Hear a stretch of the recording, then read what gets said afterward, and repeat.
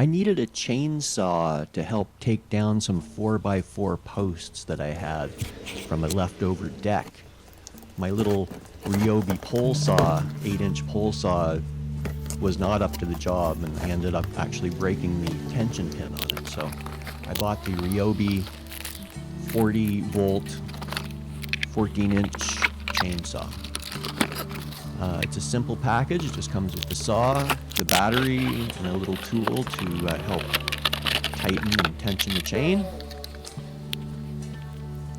The battery itself is a 40-volt lithium battery. It's not the same as the One system. It's not the 18-volt that goes with the other Ryobi products. It's a higher capacity battery.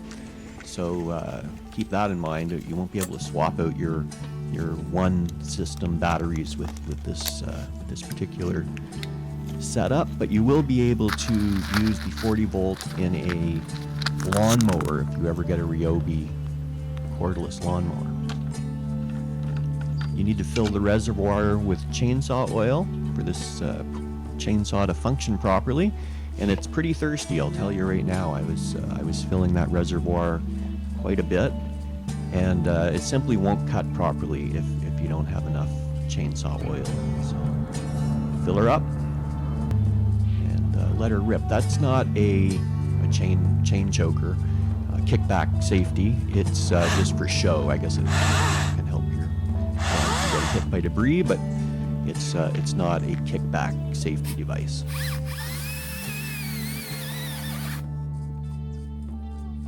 So here's the 4x4s that I had to cut, and it cut through them easily, not a problem.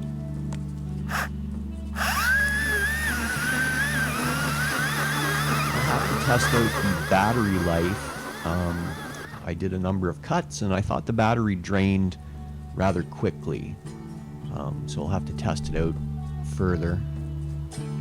Usually, with my last Ryobi product, I found that the battery that came with the tool wasn't as good as the replacement lithium battery that you could buy separately, and this might be the case with this particular battery as well.